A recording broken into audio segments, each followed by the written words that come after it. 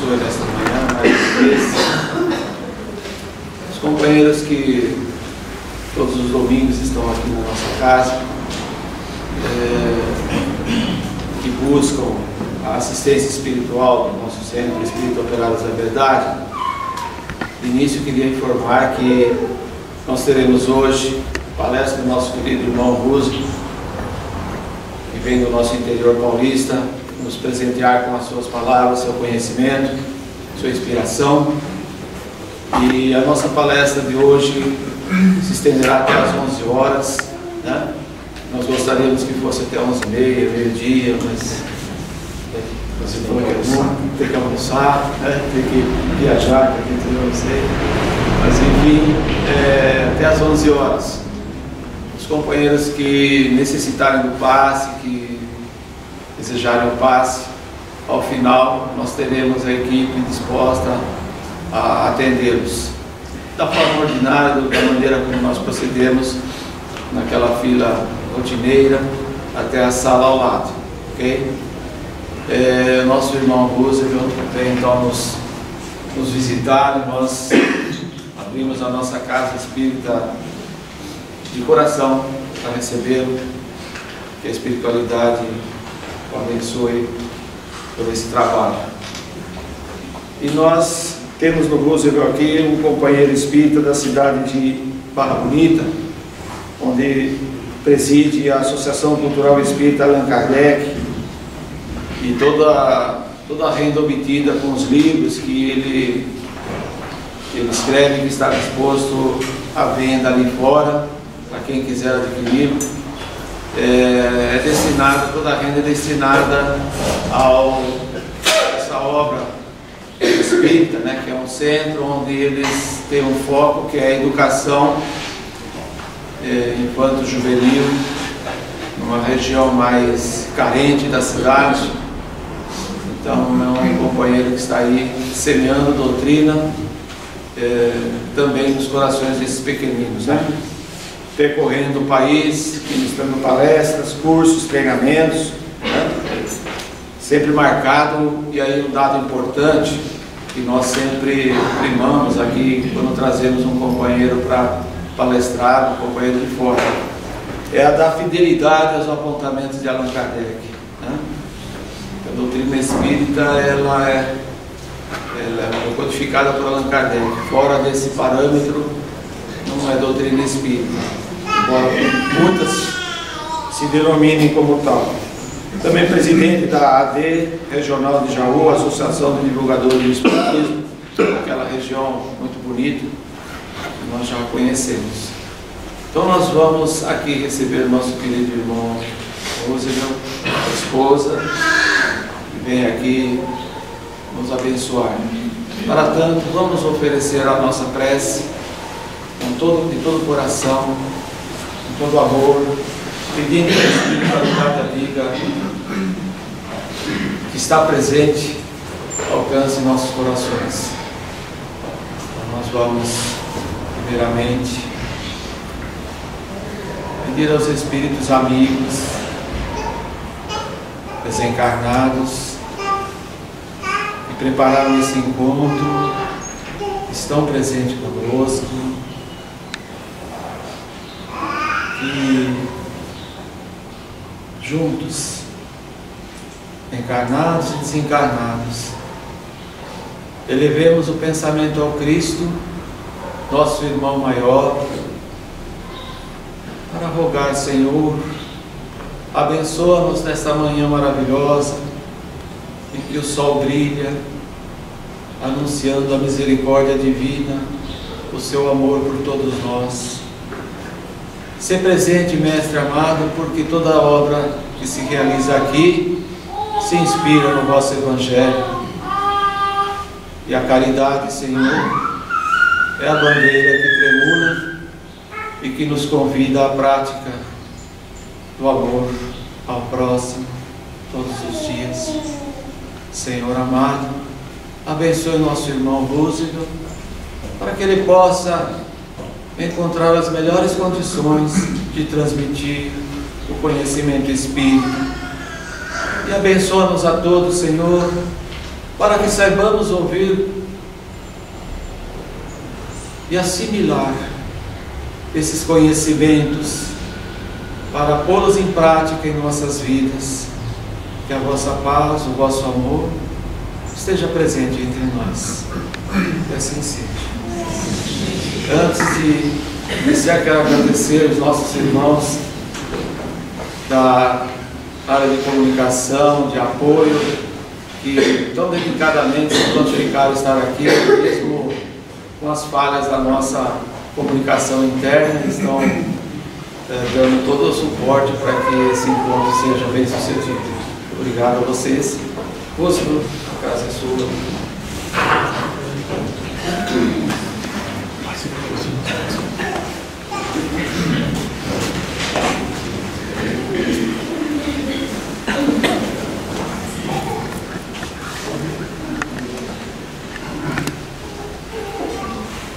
Bom dia aos amigos, aos irmãos. Que Jesus nos permita, na oportunidade de hoje, o privilégio de experimentarmos os encantos que provêm da sua paz. Iniciamos agradecendo aos companheiros que conduzem esta casa e desta formação, responsáveis pela reunião, pela manhã que experimentamos. A observação da sociedade posta à nossa volta evidencia que todos somos desejosos de dias melhores. E eu estou convencido de que esses dias melhores assentam-se inequivocamente na divulgação e na prática daquilo que propõe Jesus. Encontrar companheiros que se dedicam a reunir outras pessoas para que possamos refletir acerca da vida maior, nos dá muito prazer poder contribuir, e registro aqui a minha gratidão. Agradecemos aos amigos todos que aqui se encontram, que da mesma forma, quando respondem ao convite de nos reunirmos para refletirmos em Deus, isso mostra de que em nós já existe germinando as sementes que evidenciam que a aproximação com a fonte geradora de vida é determinante. Particularmente, agradeço a presença da minha família hoje aqui, o que faz com que esse evento seja agregado de maior importância. Aos espíritos amigos que nos sustentam, e a eles fica o mérito de qualquer coisa que essa reunião, que essa manhã possa nos trazer. E por fim, pela importância que tem, eu destaco a presença da minha companheira pela cumplicidade caridosa que sustenta a minha vida e a causa a qual eu sirvo. Trabalhamos. Simeão, o velho Simeão citado no Evangelho do médico Lucas, aflito e angustiado, toma Jesus, ainda criança, nos braços, e distanciados de José e Maria, lhe questiona: celeste infante, por que escolheste a palha humilde da manjedoura, se vieste representar aos interesses do Senhor da terra? A criança sorri. Simeão, motivado pelas próprias angústias após um momento de reflexão, volta-se ao pequeno e prossegue dizendo: por que não nasceste vestindo a púrpura imperial, o que lhe daria maiores condições de circular entre os aflitos de toda sorte? Por que não nasceste na linhagem de Augustus, o divino, o que da mesma forma lhe daria poderes para circular dos gladiadores até os reis sem maiores comprometimentos? Responda-me, criança divina, como pretendes advogar pela causa do flagelado povo de Israel? Por que não nasceste vestindo a toga dos magistrados, o que lhe daria poderes para influenciar a massa a quem devemos amparar? Responda-me, criança divina, como pretendes representar aos interesses do nosso Pai? A criança lhe fixa os olhos. Simeão mergulha novamente no silêncio e, após nova reflexão, conclui: por acaso vai circular entre os poderosos? Escreverás novos livros de sabedoria que conduzirão as massas. Improvisarás ainda discursos tão eloquentes que farão calar-se os grandes oradores de Atena e Roma, ou edificarás porventura templos de pedra, onde ricos e pobres aprenderão juntos como serem irmãos. Responda, criança divina, como pretendes edificar a obra do nosso Pai? Jesus levanta sua pequena destra, sua pequena mão direita infantilizada, e no impulso aparentemente natural a qualquer criança, bate, seguidas vezes, no peito envelhecido de Simeão, já a caminho do túmulo. E só depois de morto ele consegue entender que Jesus não lhe deixara sem resposta, mas estava lhe dizendo que vinha das alturas infinitas para representar os interesses do nosso Pai, não nas instituições respeitáveis, mas efêmeras da terra, mas que vinha da casa do nosso Pai para representá-lo no coração do homem. Jesus cresce, se torna um adulto, na verdade o maior de nós, e é considerado como sendo portador de um comportamento estranho, tão estranho que o próprio Evangelho guarda um capítulo inteiro para traçar o perfil psicológico estranho de Jesus, que tem como título Estranha Moral. Mas se estranha era antes, uma observação da nossa cultura e das nossas características mostraria que estranho é ainda hoje. Acreditam vocês que entre as estranhezas de Jesus, ele chegava a dizer de que não há males que não sejam perdoados, e de que a paternidade divina envolve a todas as pessoas, um comportamento tão estranho, mas tão estranho, que Jesus chegava a dizer de que nós deveríamos amar até mesmo aos inimigos, quando até hoje não aprendemos a amar aos amigos. Mas se estranho era antes, estranho prossegue sendo até hoje. E dos seus diálogos, dos seus discursos, nutrem-se a maioria das religiões e filosofias do mundo. Mas para a manhã de hoje, em particular, as nossas reflexões vão cintilar em volta de uma única expressão de Jesus, e que está grafada no Evangelho de João, no capítulo 16 ao versículo 33, onde ele se expressa dizendo: tenho-vos dito isso para que em mim tenhais paz. No mundo tereis aflições, mas tende bom ânimo, eu venci o mundo. E como a nossa intenção é estudar a expressão, peço licença aos amigos para retornarmos e a analisarmos em partes, onde Jesus dá início dizendo: tenho-vos dito isso para que em mim tenhais paz. E é necessário interromper já por aqui. Quando Jesus orienta para termos paz nele, é porque ele reconhece que existem outras formas de paz e que não estão baseadas nele, mas estas conhecemos. É a paz do mundo, a paz transitória, a paz que vem e vai ao sabor das circunstâncias. É aquela paz que nós experimentamos quando conseguimos algo que desejamos muito. É a paz material, que nós negociamos, barganhamos com as coisas. É aquela paz que nós sentimos quando conseguimos trocar o carro, quando conseguimos comprar a casa. É aquela paz que nós sentimos quando finalmente o nosso filho entra na faculdade. A mesma paz que vai embora tão logo chega o primeiro boleto. É aquela paz que nós sentimos quando finalmente a jovem consegue casar-se, sem observar que ao seu lado caminham outras que aguardam a paz logo após o divórcio. É a paz condicional, é a paz material, e não é dessa que Jesus se reportava. Tenho-vos dito isso para que em mim tenhais paz. E a paz assentada em Jesus é a paz pela paz. A paz a troco de nada, ou apesar de tudo, como queiram. É a paz que a criatura humana experimenta pelo simples fato de existir, simplesmente por estar aqui, sem troca nenhuma ou favores espirituais. Mas essa paz a maioria de nós está distante de experimentar. E ele prossegue dizendo: tenho-vos dito isso para que em mim tenhais paz. No mundo tereis aflições, e é necessário interromper mais uma vez.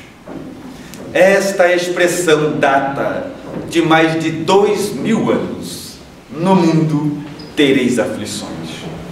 Mas perceberam os amigos que cada vez que uma aflição aparece na nossa vida, nós nos comportamos como se fôssemos pegos de surpresa, percebeu já ou não? A gente diz, mas logo agora, mas justo agora, você está avisado faz 2000 anos. É que a gente nunca acha que o Evangelho é para a gente, já viu isso ou não? Sempre achamos que ele serve para os outros. Quantas vezes vamos na palestra, ouvimos a palestra, recebemos a mensagem e ficamos pensando, bem como meu cunhado tinha que estar aqui. Era tudo para ele. A gente nunca entende que o Evangelho é uma mensagem de Jesus pessoal a cada um de nós. Então não conseguimos entender que cada uma das suas passagens é porque Ele, que nos conhece desde sempre, sabia da necessidade que teríamos em absorver aqueles apontamentos. Nunca achamos que é pra gente. É igual quando alguém morre, já viu isso ou não? Morre alguém, por exemplo, com 65 anos, tem sempre alguém no velório para falar, você viu? Fulano de tal morreu de repente nada, demorou 65 anos, porque depois que nasceu só falta morrer, falta ter mais nada para acontecer. Quem morre com 15 demorou 15, quem morre com 20 demorou 20, porque nasceu, só falta morrer. E no mundo tereis aflições, nem se assusta com a próxima. E ele prossegue dizendo, no mundo tereis aflições, mas tende bom ânimo, eu venci o mundo. E quando Jesus conclui essa expressão, ele estabelece que para vencer o mundo existe uma única condicional: tende bom ânimo, porque foi assim que eu, Jesus, venci o mundo, adquirindo a capacidade de enfrentar as dificuldades, os obstáculos e as dores naturais com um ânimo elevado. Aí essa expressão começou a me fascinar. E eu comecei a procurar tudo o que existe na nossa vasta literatura espírita a respeito do ânimo elevado, do bom humor, e me surpreendi vendo que encontrei apenas 3 textos isolados, nada mais. Mais fascinado fiquei ainda, porque quanto mais estudamos, percebemos que o nosso nível de ânimo ou de humor é determinante para a vida que temos hoje. O nosso nível de humor é determinante para caminharmos num mundo de provas, obstáculos, dores e angústias, conservando a dignidade que a doutrina espírita impõe. Quando nos falta humor, vivemos, mas sofremos muito mais do que é necessário. E talvez foi isso que levou Madre Teresa, a gigante de Calcutá, a cunhar a expressão de que a menor distância entre 2 homens é o humor. Quando temos humor, vivemos e enfrentamos as nossas dores com retidão moral. Quando nos falta humor, tudo piora. Principalmente ou especialmente nos nossos relacionamentos, que já não são fáceis. Quando falta humor, tudo se compromete. Porque viver com gente chato é muito chato. Vocês vivem com algum chato, sim ou não? Ele está presente na sala? Se tiver, olha para mim e disfarça, ele sabe que você está falando. Porque chato, contrariado, é muito chato. Então nós começamos a perceber a dificuldade que existe. Só que da mesma forma que existe gente chata, também existem lares chatos, empresas chatas, centro espírita chato, só em Jundiaí que não, mas eu conheço muitos. Casas enormes com 300, 400 pessoas, você chega, vai entrando, quer cumprimentar as pessoas, não dá, porque está todo mundo entrando com pressa para sentar logo na frente, para tomar logo o passe, ir embora logo para casa, para chegar em casa e descobrir que não tem nada para fazer. É uma perturbação mental. Tanto é que na nossa casa nós estabelecemos uma diretriz: qualquer pessoa que ali vá para se submeter a um tratamento espiritual, além de toda aquela conversa que nós já apresentamos e os amigos conhecem bem, Evangelho no lar, leitura edificante, aquela coisa toda, nós incluímos sorria. Trate bem as pessoas. Ou acreditam os amigos que os espíritos vão se destacar de alturas incontáveis para vir depositar remédios doces em corações amargos? Claro que não, porque não surte efeito. Como assevera Emmanuel, o orientador espiritual de Francisco Cândido Xavier, ao afirmar de que ninguém vai experimentar pleno céu tendo alojado o inferno no coração. Todo o processo de cura se opera de dentro para fora. E dessa forma, o nosso nível de ânimo para o enfrentamento da vida, o nosso nível de humor é determinante. E eu fiquei fascinado e comecei a estudar a expressão para edificar a obra. Você é o humor que você tem, que da mesma forma quer estudar essa única expressão de Jesus. No entanto, Allan Kardec orienta nas obras fundamentais que sustentam a doutrina espírita, de que a doutrina espírita deve respeitar aos imperativos da ciência. Tanto que Allan Kardec afirma que se um dia a ciência provar que estamos errados num ponto, devemos acatar a ciência e abandonar esse ponto. É a confiança na própria obra. Então eu também gostaria, como não existe doutrina espírita segura sem cumplicidade de Allan Kardec, que o meu estudo tivesse a contribuição da ciência. E fui procurar o que a ciência diz acerca do ânimo elevado, do bom humor. E qual não foi a minha surpresa quando já de cara encontrei o CID, que é o Catálogo Internacional de Doenças. É um catálogo onde estão listadas todas as enfermidades conhecidas. Qual não foi a minha surpresa quando encontrei que no CID, na sua 10ª revisão, foi incluído como patologia mau humor, sob os nomes de distimia, bipolaridade, que a escassez de tempo não vai nos permitir aprofundar. Mas o caso é, para a ciência médica, para a ciência convencional, mau humor é agora patologia, doença passível de medicamento e tratamento. Conclusão espírita: se você está sempre de cara emburrada, está sempre de cara fechada, não é gentil com as pessoas, não cumprimenta ninguém, é por causa disso chato e agora é também doente. E quem está dizendo não é a doutrina espírita, é a ciência convencional. Quanto mais estudava, mais fascinado ficava e prossegui.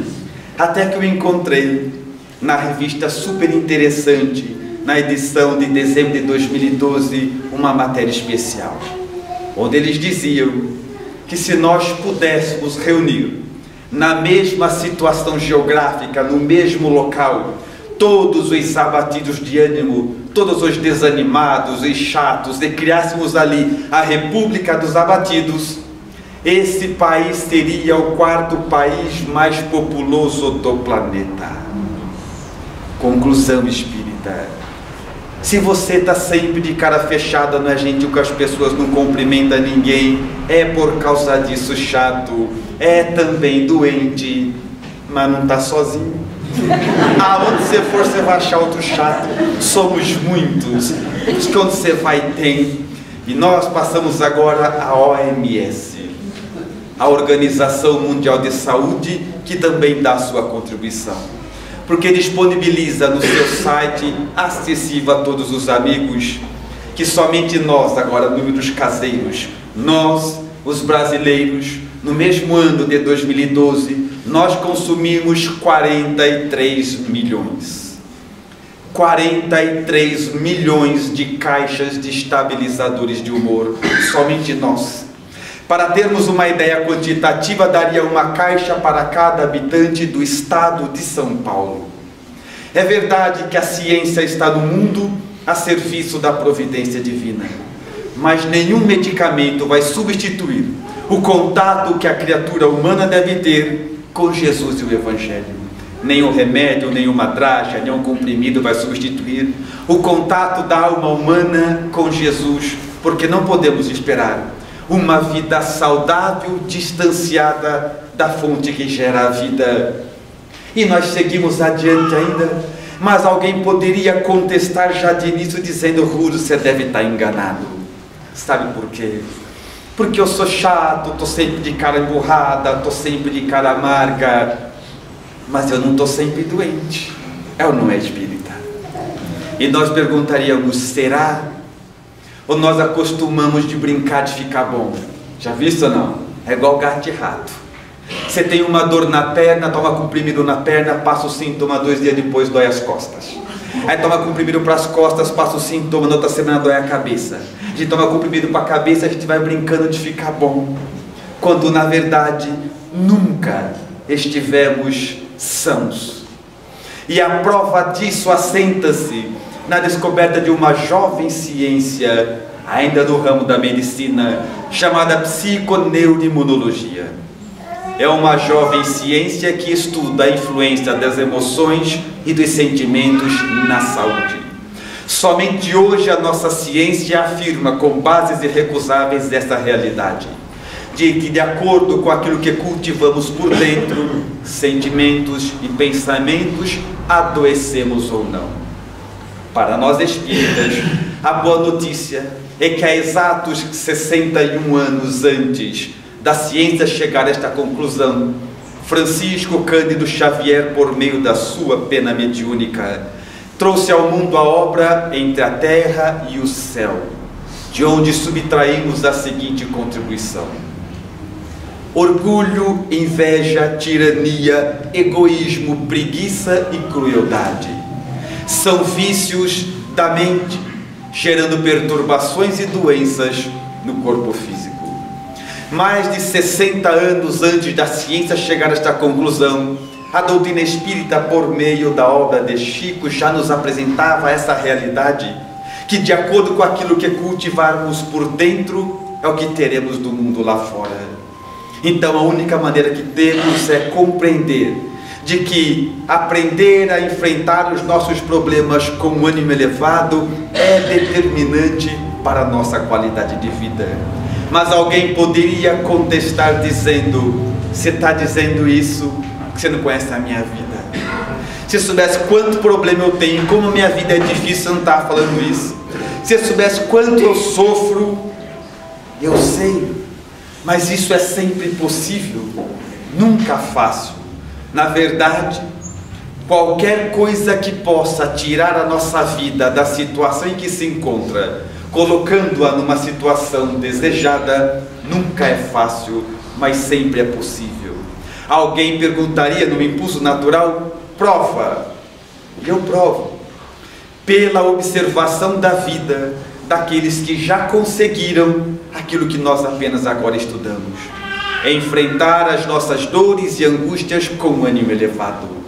Podemos observar a vida do próprio Chico Xavier, que dentro dessa proposta, se chegarmos às nossas casas hoje, já que Jundiaí é uma cidade digital, e colocar lá no seu computador, no Google, Francisco Cândido Xavier, aparecerão rios de vídeos, de áudios, onde ele falava de doutrina espírita, mas não hoje, que está na moda falar de doutrina espírita, que a doutrina espírita nem é mais só para espírita, não, não.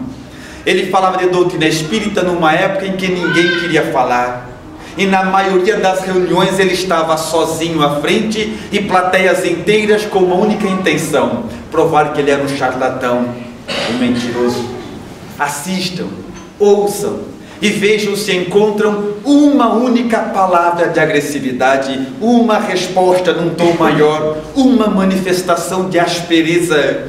E eu creio que ele deve ter lido algo mais ou menos assim: no mundo tereis aflições, tende bom ânimo. Foi assim que eu, Jesus, venci o mundo, adquirindo a capacidade de enfrentar as nossas dores e angústias com um ânimo elevado. E quem não conhece Jerônimo Mendonça, o gigante deitado?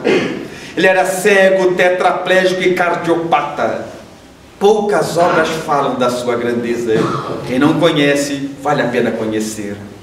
Mas conta a sua biografia que quando Jerônimo Mendonça era jovem, saudável ainda, sem problema nenhum, ele tinha um comportamento particular. Todas as vezes em que estava se arrumando para sair de casa, para passear, para trabalhar, via a própria imagem no espelho, ia se arrumando, penteando o cabelo e dizia para ele mesmo: "Ê, Tarzan, tá bonito, hein?" Era um solilóquio, um comportamento que ninguém conhecia porque ele envergonhava-se de falar.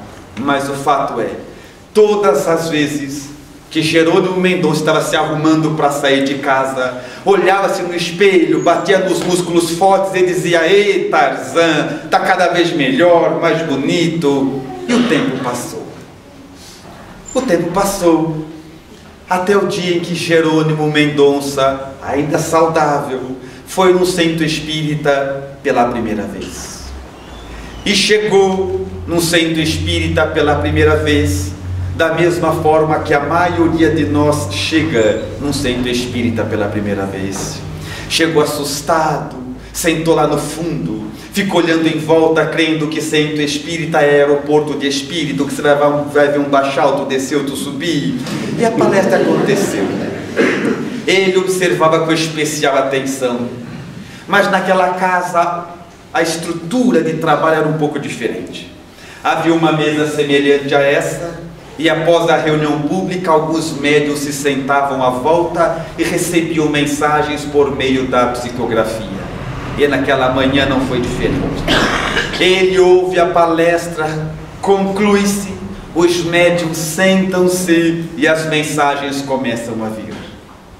Mas um médium em particular recebe uma mensagem, lê, não entende muito bem, e vai chamar o dirigente do trabalho dizendo assim: "Recebi esta mensagem agora dos espíritos, e eu sei que não é comum na nossa casa e a mensagem não é muito clara, mas o espírito que a ditou pede que ela seja lida ao público, porque a quem ela é endereçada saberá lhe reconhecer pela análise do seu conteúdo." O dirigente do trabalho leu, também não entendeu, mas até hoje a gente é assim, ou não é, espírita?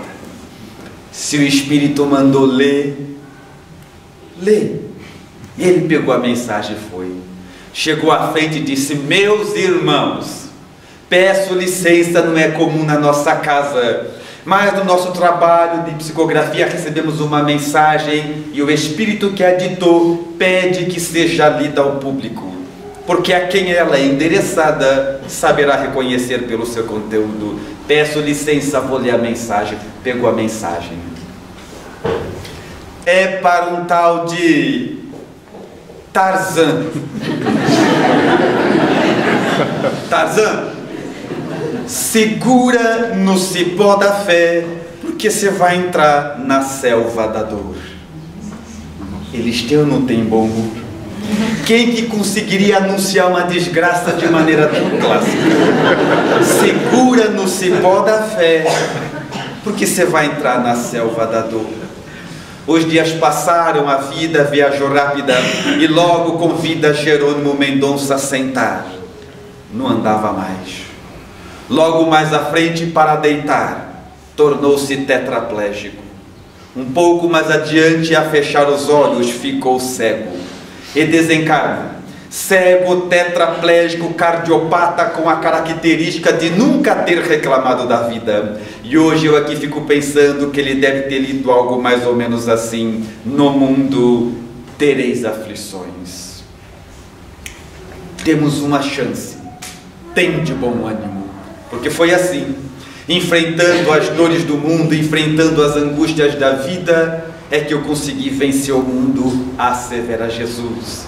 E este é o impulso para cada um de nós, que deve nos servir de ânimo para da mesma forma agirmos, adotarmos essa conduta, porque cada uma das nossas angústias, dores e constrangimentos tem por trás uma lição que deve ser compreendida pelo Espírito. E quanto mais resistimos, quanto mais teimamos, mais sofremos e mais nos mantemos necessitados das mesmas lições. Mas seguindo à frente, aprofundando os nossos estudos, nós chegamos numa outra obra de título A Gênese, onde Allan Kardec, no item Criações Fluídicas do Pensamento, à altura do item 13º, ensina de que, da mesma forma que o nosso planeta tem uma atmosfera que o envolve, cada um de nós tem uma atmosfera psíquica, e por meio dela atraímos seres e circunstâncias. Quando alguém diz, por que tal coisa só acontece comigo? A acepção adequada da pergunta seria, o que em mim atrai esse tipo de experiência que eu não desejo mais? Quais dos meus pensamentos, quais dos meus comportamentos atraem para mim esse tipo de situação que eu não desejo mais? Desta forma, o homem é herdeiro de si mesmo e epicentro de tudo que lhe acontece. Tudo que acontece no mundo à volta tem a sua origem dentro daquilo que cultivamos no nosso patrimônio pessoal, no nosso mundo mental. E é assim que cada um pode conhecer o que atrai por fora, fazendo uma análise daquilo que é por dentro. Alguém necessariamente poderia perguntar, mas eu tenho, Roosevelt, que mudar minha vibração, o meu mundo interno e a minha atmosfera psíquica? Isso eu já não sei, porque isso é análise individual.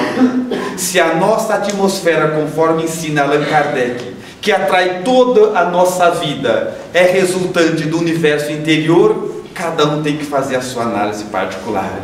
Não dá para saber. Mas se quiserem, eu posso ajudar a fazer uma análise. Já que insistiram muito, eu vou ajudar. É mais ou menos assim. Vocês conhecem data show, sim ou não? Data show? É como se na prática nós colocássemos um data show aqui, fizéssemos uma oração pedindo a presença de seres superiores que nos atendem, e chegando aqui, tocam o nosso data show, que passa a ser um data show divino. Não sei se existe, mas está criado. A pergunta é a seguinte, espírita: nós podemos projetar agora aqui para todo mundo assistir qual é o seu universo íntimo? Nós podemos projetar para todo mundo assistir como é que o que você faz quando ninguém te vê fazendo em parâmetros morais? Nós podemos projetar agora aqui para todo mundo assistir como é que você fala dos seus amigos e dos inimigos? Porque se não puder, é bom mudar, porque os espíritos estão vendo. Os espíritos estão vendo. É desta forma que eles sabem exatamente com qual de nós podem brincar, quais podem conduzir e quais não. É como se na prática tivesse um espírito perturbado aqui comigo, e olhando a plateia e vendo a atmosfera fluídica de cada um, ele dissesse, com aquele ali eu faço o que eu quero.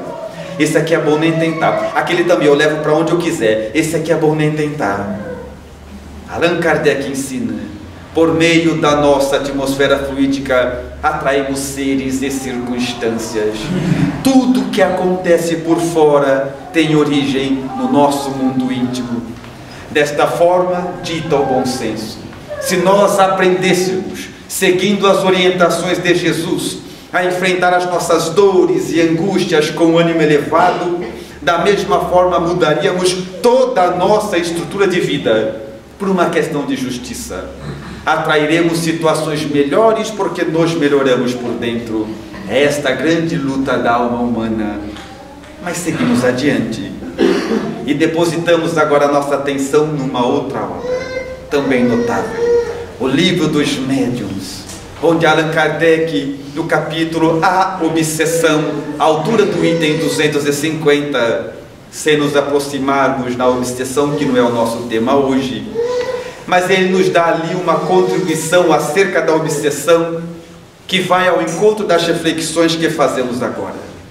Allan Kardec ensina que para qualquer tipo de obsessão, qualquer história, qualquer grau, qualquer profundidade dela, não importa, um elemento é basilar. É necessária a sintonia mental entre perturbador e perturbado.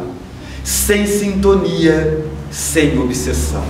Você pode até ter um espírito perseguidor, mas se não houver sintonia mental, ele não tem menor acesso sobre você. É desta forma que ter um obsessor não é problema nenhum. Estar obsediado é uma catástrofe. porque eles começam a conduzir a nossa vida e nós percebemos os quadros de miséria moral onde a criatura pode se envolver pela culminância com esses espíritos. Só que dentro deste linha de bom senso, se é necessário sempre sintonia para que os espíritos atuem sobre nós, mais uma vez, dita o bom senso, de que aqueles que aprenderem a enfrentar as próprias dores cultivando um ânimo elevado, se livra naturalmente das induções obsessivas, porque não permite sintonia com espíritos perversos. Quem enfrenta as próprias dores com ânimo elevado não oferece a menor condição de estar influenciados pelos maus espíritos, porque necessitam de sintonia. Nos livramos de brinde das obsessões. Mas essa é uma questão que a gente não gosta. Nós não gostamos de achar que os espíritos somente atuam sobre nós quando nós permitimos. É melhor se sentir vítima deles, coitados, porque sempre que falamos de obsessão, sabe por que a gente gosta? Justamente porque cultiva a ideia de que tudo que a gente faz de mal ou que acontece de ruim em nossa vida, a culpa são dos obsessores, dos espíritos que nos perseguem. E não são, novamente, por duas vertentes basilares. Primeiro, porque a gente sabe fazer mal para a gente sozinho, sem ninguém ajudar. Pelo que falamos, pelo que pensamos, pelo que fazemos, a gente sabe fazer mal para a gente sozinho. E segundo, porque vários constrangimentos que nós passamos na vida, eu e você, várias situações constrangedoras, sabe quem põe no nosso caminho, espírita? Não são os maus, são os bons, são os espíritos amigos. E aprendemos isso no final do capítulo da vida espírita em O Livro dos Espíritos, quando lemos que entre as atribuições dos nossos amigos espirituais está a de medir o nosso crescimento moral, a de acompanhar o nosso desenvolvimento espiritual, o nosso crescimento. Então nos ensinam uma lição e logo à frente provam para ver se aprendemos. Na prática é mais ou menos assim, espírita. Você vem no centro espírita, por exemplo, podia ser qualquer lugar, e chega cedo, começa a andar, a casa está meio vazia, você não tem o que fazer, não tem nada para... Começa a ver um cartaz, uma coisa qualquer, quando de repente chega alguém lá no fundo que pela cara, você vê que é gente que não é sempre que vem no centro. Aí você está com tempo sobrando mesmo, resolve ir lá fazer sua propaganda. Chega lá para o indivíduo e começa assim: você devia vir mais vezes no centro. Porque eu venho no centro há muito tempo, sabe? Porque o meu pai tinha centro, meu avô tinha centro, o centro espírita muda a vida da gente. Antes de vir no centro, era que nem você, perturbado de tudo. Depois vim no centro, conheci Jesus, o Evangelho, hoje já sou outra pessoa. Hoje eu tenho uma paz que antes eu não tinha. Hoje eu tenho uma paciência que só o contato com Jesus proporciona. Hoje eu tenho uma paciência que só o estudo do Evangelho dá. Você devia vir mais para o centro. Tudo bem. Seu amigo espiritual escuta você falando isso e diz assim: ah, é? Vamos ver então. Aí se ouve a palestra, uma hora a palestra acaba, não há mal que sempre dure. Quando você vai embora pegar seu carro para ir para casa, tem 2 pneus furados. Fala, pelo amor de Deus, mas logo do meu carro, que esse monte de carro vai furar logo o meu. E dá aquele show. E teu amigo espiritual, coitado, ele fala, acho que ainda não. Aí dá um tempo, a gente vai estudando, aprendendo, ouvindo o Evangelho, tomando passe, é de graça mesmo, mas você vai aprendendo. Até o dia que você está andando pelas ruas de Jundiaí, olha para a cara de alguém e começa assim: você divide mais para o centro. Porque eu vou no centro há muito tempo, sabe? Meu pai tinha centro, meu avô tinha centro espírita, Buda Viagem. Você faz sua propaganda, né? E estudando na casa espírita, hoje eu tenho um equilíbrio emocional que antes eu não tinha. Hoje eu tenho um controle pessoal que só o contato com Jesus proporciona. Estudar na casa espírita, frequentar o centro, ter contato com o Evangelho, me deu um controle absoluto sobre mim mesmo. Você devia ir para o centro. Tá bom. Aí teu amigo espiritual escuta você falando isso e diz: Ah, é? Vamos ver então. Aí você continua andando pelas ruas de Jundiaí, a primeira fila que você vê, você para e pega. A gente gosta de fila, né? É um motivo para reclamar quando a gente não acha outro. Aí senta na fila de qualquer coisa, padaria, quitanda, açougue. Pega a fila do banco, pelo menos não tem ar-condicionado. Aí você está na fila, tem 2, 3 na sua frente, você está ali na santa paz do Senhor, quando de repente entra na agência um casalzinho, jovens, bem vestidos, mãozinhas dadas, falando alto, cumprimenta o guarda, o gerente, chama a atenção de todo mundo olha para eles, você também olha para eles, distrai um minuto, quando você olha para frente, eles estão na sua frente na fila. Fala, pelo amor de Deus, ninguém vai fazer nada aqui, alguém tem que tomar providência, ninguém vai chamar, e a gente dá aquele show.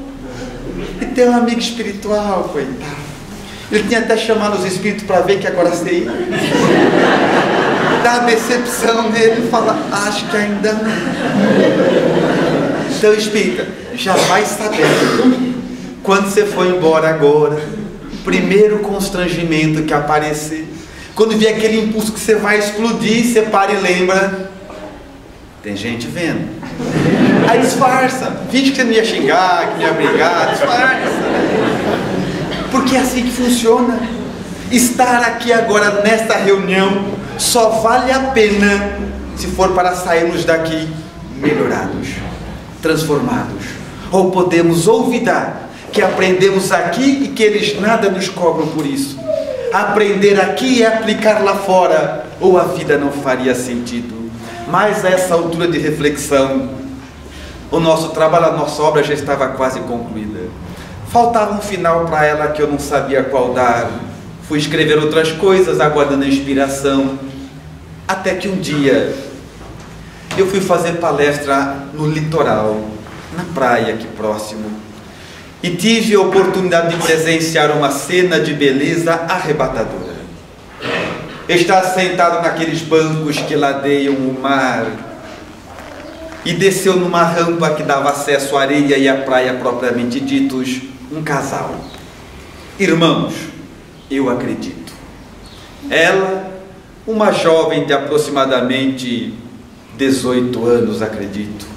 Ele, um garoto de mais ou menos 12 e com visíveis limitações físicas, visíveis. Desceram a rampa levando um par de raquetes e uma bolinha de jogar na areia. Posicionaram-se e a irmã disse ao garoto, você quer jogar mesmo? Ele disse, quero. E ela jogou. Jogou da maneira mais fácil para que ele acertasse e ele errou. A menina saiu correndo, foi lá longe, pegou a bolinha, voltou no mesmo lugar, se preparou e disse, você quer jogar de novo? Ele disse, quero. Ela jogou e ele errou. Ela saiu correndo, foi lá longe, pegou a bolinha, voltou correndo, se posicionou da mesma forma e disse, você quer continuar? Ele disse, quero. Ela jogou e ele errou. Ela saiu correndo, foi lá longe, pegou a bolinha, voltou, tomou a mesma posição, preparou-se e disse, você quer continuar? Ele disse, quero. Ela jogou e ele errou. E eu assisti isso por quase 1 hora, sem que nenhuma vez eu tivesse presenciado na expressão da jovem a figura da aspereza. Sem que nenhuma vez ela tivesse falado com o irmão num tom maior. Sem que nenhuma vez ela tivesse presenciado ali a figura da agressividade. Aí eu pensei, agora a obra está concluída. Porque se alguém pretende, seguindo as orientações de Jesus, desenvolver a capacidade de enfrentar as próprias dores e angústias, tendo um esforço menor do que esse, é bom nem tentar. Nem tenta, espírita. Nem tenta. Porque eu não sei vocês, mas conhecendo a mim próprio e as minhas limitações que são extensas, eu já estou convencido de que só cheguei até aqui, exatamente aqui hoje, porque lá em cima alguém não desistiu de mim. E todos os dias, pela manhã, quando eu acordo, alguém me joga uma bolinha. E eu sou forçado a reconhecer que a maioria delas eu ainda erro.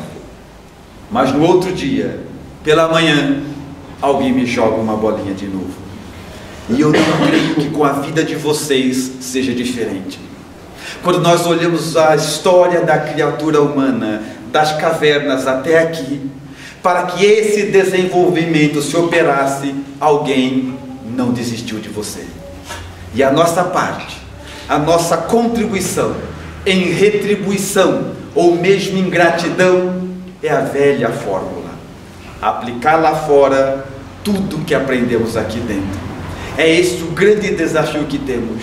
Materialmente, acreditamos que a nossa luta é sempre contra as outras pessoas e contra o mundo, porque somos materialistas e não entendemos ainda que tudo que se opera fora tem a sua gênese dentro.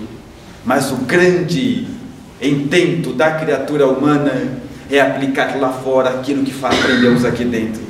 É dar testemunho da nossa confissão de conhecer o Evangelho de Jesus, porque não vale a pena conhecer Jesus se for para ter o comportamento igual daqueles que não conhecem. Ter acesso ao Evangelho para quê? Se for para ser igual àqueles que não têm. Só vale a pena estar aqui agora. Esta reunião só tem valor se for para amanhã, para saindo daqui, nós temos uma quantidade de pessoas propostas a renunciar aos impulsos materialistas, mecanicistas de sempre, numa proposta de vida maior, ou não valeria a pena estarmos aqui. Se somos filhos de Deus, temos que do Pai trazer traços de caráter que ateste essa paternidade. Não dá para confiar na providência divina, mais ou menos.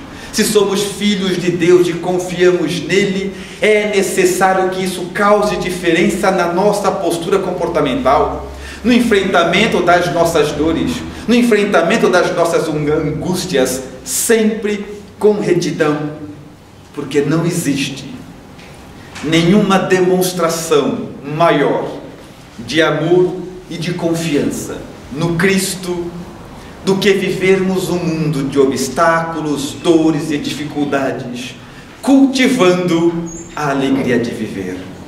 Nenhuma prova maior podemos dar a Jesus de confiança nele do que enfrentarmos as nossas dores, cultivando o ânimo elevado, dando testemunho de que sabemos de que ele não permitiria que sofrêssemos em vão, de que cada uma das nossas dores e angústias, por piores que sejam, trazem para a nossa alma lições importantes para o nosso crescimento espiritual, para a nossa edificação moral.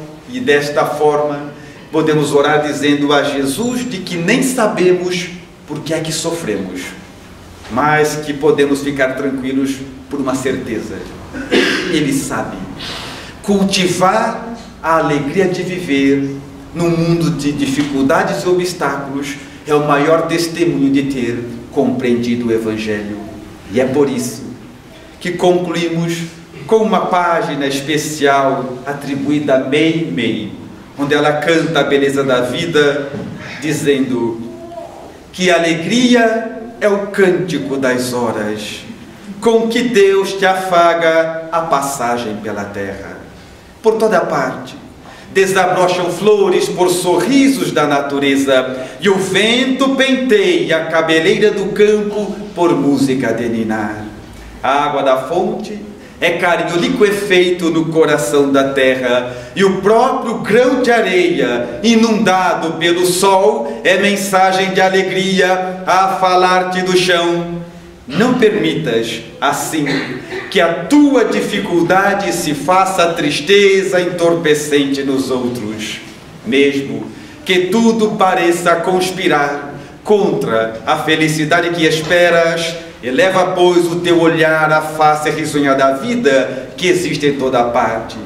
Abençoa e serve por onde passes. É possível que a tempestade nos amarfanhe a vida e aperte a azede o coração. Porém, amanhã será um novo dia. E é crendo nesse novo dia que caminhamos hoje com a dignidade que o Evangelho imprime nos nossos corações. Pela paciência com que me ouviram, muito obrigado, senhores.